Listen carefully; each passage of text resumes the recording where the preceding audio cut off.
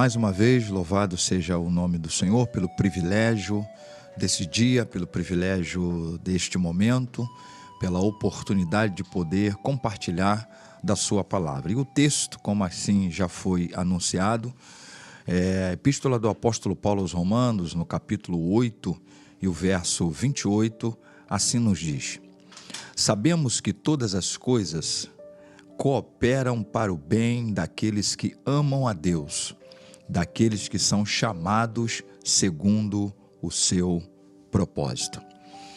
Se tivéssemos que então dar um título ou um tema a essa nossa palavra, a essa nossa reflexão, a esse sermão, poderíamos então dizer que esse texto fala sobre a providência de Deus e sobre o bem de Deus, sobre aqueles que são chamados pelo seu decreto, daqueles que o amam, daqueles que de fato são alvos dessa graça de Deus.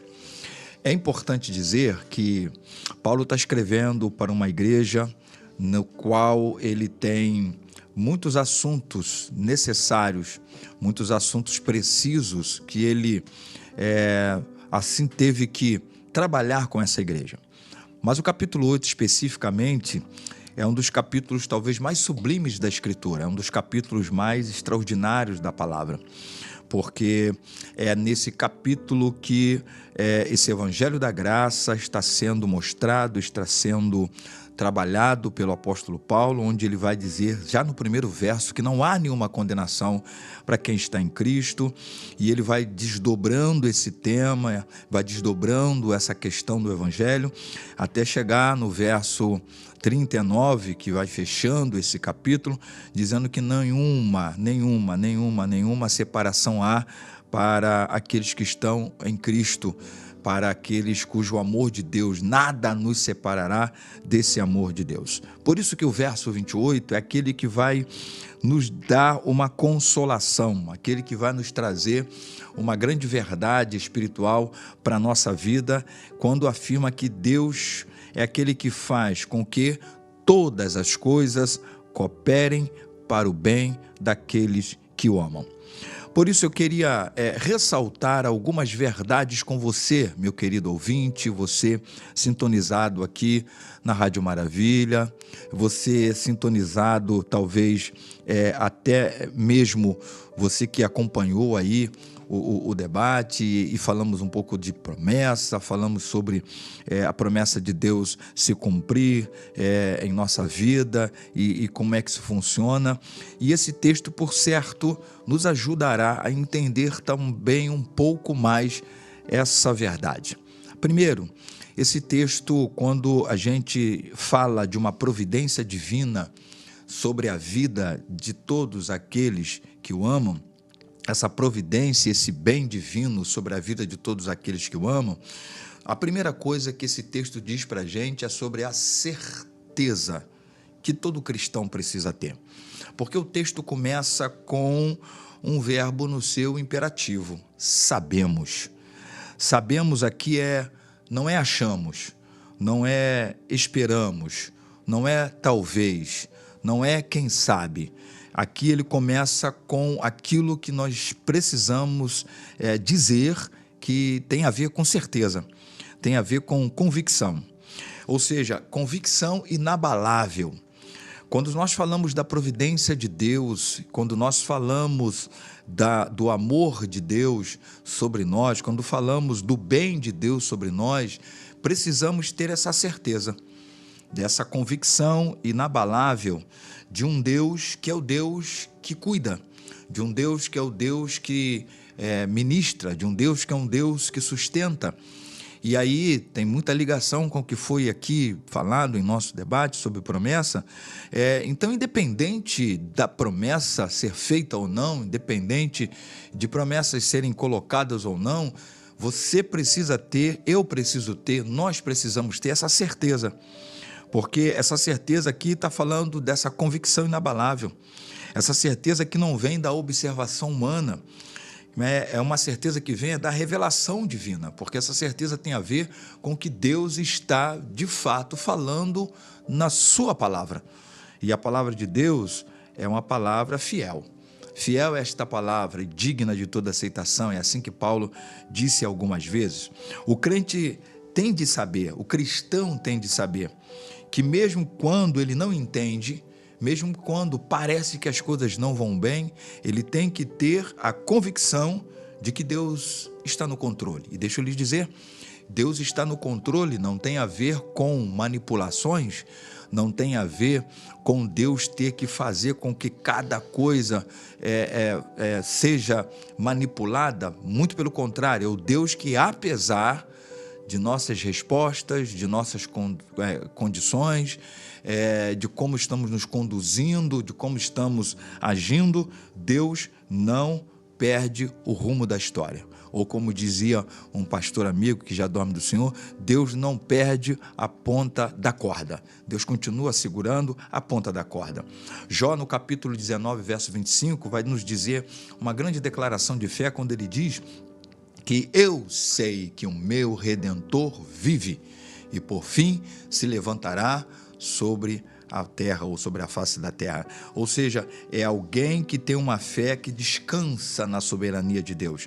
Alguém que tem uma fé que descansa no cuidado de Deus. Alguém que tem uma fé que descansa no grande cuidado de Deus. Por isso que a primeira coisa que esse texto diz para mim, para você, dessa providência de Deus, desse bem de Deus, aqueles que o amam e que tem a ver com promessa, né, que foi a temática aqui no nosso debate, eu preciso ter uma certeza. A certeza é, eu sei em quem tenho crido, eu sei que é certo, poderoso, né, para guardar o meu depósito até aquele dia final. Foi declaração de Paulo, escrevendo também a Timóteo. Mas há uma segunda coisa que esse texto me chama, que esse texto me revela, é essa abrangência da promessa e da providência, na verdade, de Deus. Muito mais a providência de Deus, né? Porque nem sempre você pode estar com uma promessa, mas a certeza da providência é algo inabalável. Ele vai dizer todas as coisas. É muito interessante dizer que todas as coisas aqui é sem exceção. Por isso que eu e você, tendo essa certeza na alma, essa certeza na mente, no coração, é a certeza que faz com que eu e você entendamos que o bem e o mal, a alegria, a dor, a saúde, a doença, a vitória, as perdas, Deus é tão poderoso, tão providente, tão provedor, tão Senhor, tão soberano, que Ele faz com que todas essas coisas cooperem, com que todas essas coisas contribuam, com que todas essas coisas acrescentem, com que todas essas coisas te sejam para o bem. Por isso, minha querida, meu querido, dona de casa, mamãe, papai, irmão, pastor, filho, não sei, neto, avô, avó, tio, tia, sobrinho, sobrinha, não sei que grau parentesco você tenha com aquele que talvez seja a sua preocupação no dia chamado hoje. Talvez eu não sei qual é a questão dentro da sua casa, dentro do seu lar, mas eu preciso saber que Deus não é o autor do mal. Não, Deus não é o autor do mal, mas Ele é Senhor sobre o mal. Deus não é o autor da dor, mas Ele é o Senhor sobre a dor. Deus não é o autor da catástrofe, do problema do qual você possa estar atravessando, mas Ele é o Senhor sobre. É o Deus que, segundo o Salmo 29, é extraordinário dizer, o Salmo 29 que fala dessa voz poderosa de Deus, em algumas Bíblias fala de trovão, o texto diz que Deus assenta-se sobre o dilúvio. Aleluia. Significa dizer que talvez você possa estar atravessando um dilúvio extraordinário na vida, mas o teu eterno Deus, o meu eterno Deus, o nosso eterno Deus, ou se você ainda não o tem como Deus na sua vida, é aquele que se assenta sobre o dilúvio. É aquele que transforma qualquer situação em instrumento. É aquele que tem a capacidade de transformar qualquer coisa em matéria-prima para o que ele quer. E vale dizer que José, lá em Gênesis capítulo 50 e verso 20, depois de traído pelos irmãos, depois de tudo que passou, e não dá nem para a gente contar toda a história de José, mas é só ler do capítulo 37 até o capítulo 50 do Gênesis, você vai ver tudo quanto aquele homem passou. Ele diz a seguinte coisa para aqueles seus irmãos, que acreditaram que após a morte de Jacó eles seriam exterminados por José. José diz: vós intentastes mal contra mim, porém Deus o tornou em bem. Ele está dizendo: olha, vocês fizeram muita coisa ruim, mas o eterno Deus, ele transformou o mal, a maldição em bem, inclusive para que hoje eu esteja aqui diante de vocês, sendo a razão da vida de vocês, o sustento de vocês e preservando vocês. Ou seja, o sofrimento não é o fim da história, é parte, muitas vezes, do plano que Deus vai trabalhar para tecer o bem final para a sua vida. Por isso que você e eu precisamos entender que nada me acontece por acaso. O acaso é o ídolo dos incrédulos. A providência de Deus conforta-me, porque esse texto está me dizendo essa segunda verdade. Todas as coisas são todas as coisas. Terceira coisa que esse texto vai dizer para a gente, e é muito interessante, porque Paulo aqui ele está, de alguma forma, para que não houvesse dúvida em quem estivesse lendo, não houvesse dúvida da igreja em Roma, não houvesse dúvida no seu coração, no meu coração, ao ler esse texto, ele está dizendo: todas as coisas contribuem. Mas contribui para quê? Talvez fosse a sua pergunta, a minha. Não, ele já vai te ajudando e dizendo: contribui para o bem, para o bem. Mas é importante que eu e você entendamos que o bem aqui não se limita a conforto. Bem aqui não significa conforto material ou conforto emocional. Bem aqui é um bem maior, e o bem maior é a conformidade com Cristo. É a conformidade com a vontade de Deus, é a conformidade com a graça de Deus, com o que Deus tem para a sua vida. E por isso que o verso 29, ele vai exatamente nos ajudar, de Romanos capítulo 8. A gente leu o 28, mas o 29 vai nos ajudar sobre isso. Deus não promete a você e a mim que todas as coisas são boas, mas Ele promete que todas as coisas cooperam para o seu bem, o meu bem, o nosso bem. Por isso que o sofrimento, muitas vezes, ele vai moldar o caráter do cristão. O sofrimento, muitas vezes, vai ensinar a gente a dependência de Deus. O sofrimento, muitas vezes, vai aprofundar a nossa fé. O sofrimento, muitas vezes, nos produzirá esperança. Também Paulo vai dizer isso. A carta aos Romanos, capítulo 5, do verso 3 até o verso 5. Então, quando o crente passa, quando o cristão, aqueles que amam a Deus, são alcançados pelo seu amor, passam por momentos difíceis, não deve perguntar por que isso, mas deve perguntar para que isso. Porque Deus está sempre nos formando para sermos conforme a imagem do seu Filho, porque é isso que o verso 29 de Romanos 8 vai nos dizer. Por isso, essa palavra esteja no seu coração, meu querido, esteja no seu coração, minha querida. Eu não sei como você está, mas provavelmente você tenha esperado esse momento em que a palavra seria ministrada, e essa é a palavra do Eterno para o teu coração, essa é a palavra do Eterno para a tua vida. E aí uma quarta coisa, esse texto vai nos dizer, é que quem são os beneficiados dessa promessa? Quem são os beneficiados dessa providência? O texto diz, daqueles que amam a Deus e foram chamados segundo o seu propósito. É muito importante se saber que há uma promessa que ela é universal. Existem outras promessas que elas são bem individuais, bem direcionadas. Essa promessa aqui ela não é universal, no sentido de, seja lá na vida de qualquer um, vai acontecer de qualquer forma, Deus está... Não, ela pertence, é promessa direcionada àqueles que amam a Deus, daqueles que são chamados por Deus e andam no seu propósito. Essa promessa é condicional. Essa promessa ela é condicional em que sentido? No sentido daquele que ama a Deus e está vivendo de acordo com o seu propósito. Daqueles que foram alcançados por esse amor e absorveram esse amor. Esses que foram alcançados por esse amor e foram verdadeiramente levantados por ele. Amar a Deus é marca do verdadeiro cristão. Ser chamado pelo propósito de Deus, o propósito da salvação, né? É participar desse plano eterno de Deus, de salvar todo aquele que nele crê, como diz a Escritura. Por isso que o verso 29 e 30 vão nos ajudar a entender que essa promessa, ela é uma promessa que não é para todo mundo, não é para qualquer um, não é para o desobediente, não é para o incrédulo, não é para o afastado de Deus, não é para aquele que, de alguma forma, não quer saber da verdade do Evangelho. Não, essa promessa, ela é feita, essa providência é feita para aqueles que amam a Deus e aqueles que são chamados pelo seu propósito e que, portanto, corresponde ao amor de Deus na sua vida. O bem que Deus realiza tem como alvo a glória dele e o bem dele na vida daqueles que o amam.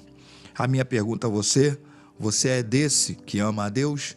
Você é desse que busca andar segundo o seu propósito e a sua vontade? Você é desse que tem, apesar de todas as coisas, mas não tem abrido mão desse amor, dessa fidelidade, dessa obediência ao Senhor, dessa verdade de Deus para a tua vida? Então, essa promessa tem a ver com você. Essa promessa tem a ver comigo, essa promessa tem a ver conosco, porque Deus é aquele que age em favor daqueles que o amam, não importa como, mas sempre para produzir o bem. Se você ama a Deus, saiba que há um propósito eterno de Deus sustentado, cada dia mais na sua vida, no seu dia a dia. Se ainda você o ama, saiba que tem que continuar buscando esse favor de Deus, buscando a graça de Deus e sabendo que é um Deus que cuida. Por isso que esse texto precisa ser entendido por todos nós. E esse é o texto que está falando exatamente dessa providência de Deus, está falando desse amor de Deus, está falando desse bem de Deus na vida daqueles que o amam. Por isso eu quero fechar essa palavra dizendo para você algumas coisas que você não pode esquecer. Primeiro, esse texto está te dando uma certeza. Tem essa certeza na tua alma, tem essa certeza no teu coração, a certeza que está dizendo: sabemos, sabemos, sabemos, sabemos. Isso é fé, isso é confiança, isso é convicção. Nunca perca isso de vista, nunca perca isso no coração, nunca se desvie em qualquer que seja a situação. Segunda coisa é abrangência. A abrangência dessa promessa são todas as coisas. Então aprenda a conviver com talvez o momento mais difícil. Aprenda a vencer em momentos mais difíceis. Aprenda a crescer em momentos mais difíceis na sua caminhada, na sua vida. Por isso que a abrangência dessa promessa e dessa providência de Deus é em relação a todas as coisas. Terceiro, você precisa saber que há um propósito. E o propósito de Deus é para o bem. Nunca pense diferente disso. Propósito de Deus para a tua vida, propósito de Deus para a tua caminhada, propósito de Deus para a tua casa, propósito de Deus para os teus negócios, propósito de Deus para você é para o bem. Deus nunca trabalhará para o nosso mal. Deus nunca se direcionará para o nosso mal. Deus sempre terá o propósito, e o propósito é o seu bem, o meu bem, o nosso bem. É o Deus que age de forma poderosa, de forma extraordinária sobre a sua vida, sobre a minha vida, porque é um propósito. E há um texto que nos conforta muito, que é Jó capítulo 42, verso 2, dizendo que, em uma das versões, diz assim: bem sei que tudo podes, e nenhum dos teus planos podem ser frustrados. Há propósitos de Deus sobre nós, sobre a nossa vida, que é realmente para o nosso bem e que não serão frustrados porque depende apenas só dele, depende apenas da sua fidelidade, depende apenas daquilo que tem a ver com o que ele já programou para ser na sua soberania. Mas esse texto de Romanos 8, 28 tem um limite. E qual é o limite? Essa providência, essa promessa que traz certeza, abrange todas as coisas, que tem como propósito o nosso bem, tem um limite daqueles que amam a Deus. Então, o meu conselho neste final de reflexão para a tua vida é justamente este: não se perca, não se perca nesse amor de Deus. Continua amando-o. Que o amor a Deus não seja na sua vida uma questão apenas, digamos, sentimental e emocional, mas seja uma questão de convicção, seja uma questão de ação, seja uma questão de atitude. Que você ame a Deus na prática, que você ame a Deus no seu dia a dia, que você ame a Deus no seu caminhar, que você ame a Deus de todas as formas, porque o amor a Deus, ele é visto nas nossas ações. Por que você vê muitas vezes Jesus, quando faz o desafio para aqueles seus ouvintes no seu ministério terreno, onde ele vai dizer para alguns desses, tem que largar, tem que deixar, tem que abnegar. Por exemplo, o Mateus 16, verso 24, quando Jesus está fazendo aquele grande apelo, ele está dizendo: se alguém quiser vir após mim, negue-se a si mesmo, tome sobre si a sua cruz e siga-me. Jesus está falando de quem dedica a sua vida a ele, de quem está amando, e esse amor é acima de todas as coisas. E Jesus também vai dizer, Lucas capítulo 14, lá pelo verso 26, verso 28, do verso 24 em diante, ele vai falando sobre aqueles que tinham a capacidade de serem seus discípulos ou não. E ele vai dizer, quem não amar, em algumas versões diz quem não amar menos, outras versões falam aborrecer, né? Ele está dizendo, quem não tiver por mim um amor maior. E olha que Jesus coloca uma lista, que é uma lista bem séria. Ele fala sobre quem não amar a ele mais do que a família, aí ele coloca pai, ele coloca mãe, ele coloca filhos e até a si mesmo. Ele diz, não pode ser meu discípulo. Então, que você e eu entendamos que o limite dessa providência e dessa promessa tem a ver com aqueles que amam a Deus. Como aqui falamos sobre promessa, esse texto tem a ver com uma providência, um bem, portanto também uma promessa que ela está limitada e condicionada. É limitada porque tem a ver com aqueles que amam a Deus e condicionada porque você precisa ter essa resposta. Por isso, nessa aplicação final, eu quero lhe dizer, confie em Deus, mesmo no sofrimento. E quando a gente está falando de sofrimento, a gente está falando de tantas coisas nas quais a gente possa enfrentar, e eu não sei o que você está enfrentando. Porque hoje o que pode ser o caos na sua vida, o que hoje pode ser o caos na sua caminhada, amanhã revelará para você, ou se revelará para a tua vida como propósito de Deus. Aí você vai entender o para quê você tenha passado pelo que passou, mas confie em Deus no meio do sofrimento. E essa minha palavra é direcionada a essa mãe em relação ao seu filho, a essa esposa em relação ao esposo, a esse esposo em relação à esposa, né? A esse filho em relação a esses pais. Essa é a palavra que tem a ver com o sofrimento que você está vivenciando. Segunda coisa, para encerrar essa palavra com você, ame a Deus, ame de todo o seu coração, porque é isso que Lucas 10, 27, por exemplo, vai dizer para a gente, amar a Deus acima de todas as coisas, ame a Deus. Essa é a promessa para os que o amam. Ame incondicionalmente, ame de todas as formas, ame com toda a força da sua alma, do seu coração. Viva com esperança. É o meu terceiro conselho a você.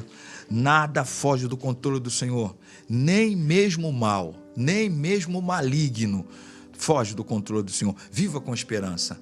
E por último, glorifique a Deus. Glorifique a Deus na dor, glorifique a Deus na alegria, glorifique a Deus em qualquer circunstância, porque a providência de Deus não erra o alvo, e o alvo é para o bem daqueles que amam o Senhor. Que Deus te abençoe nessa palavra, já na tarde desse dia. Amém. Vamos então preparando o nosso coração para esse momento de oração, momento em que as nossas necessidades serão colocadas diante do Senhor.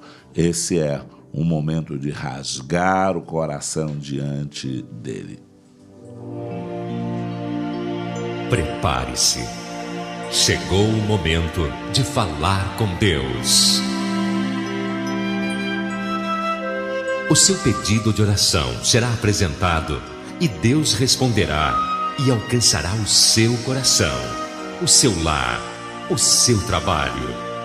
Coloque a sua fé em ação. Falemos com Deus agora.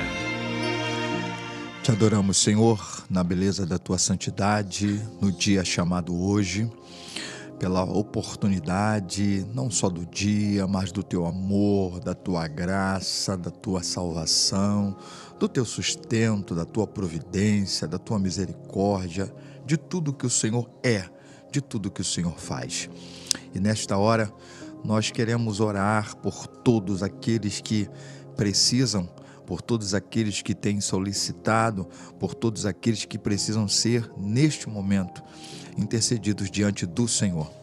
Em o nome de Jesus, eu não sei qual é o sofrimento, qual a luta, qual a tribulação, eu também não sei qual a promessa que está sendo aguardada, que está sendo esperada, que se está também na expectativa.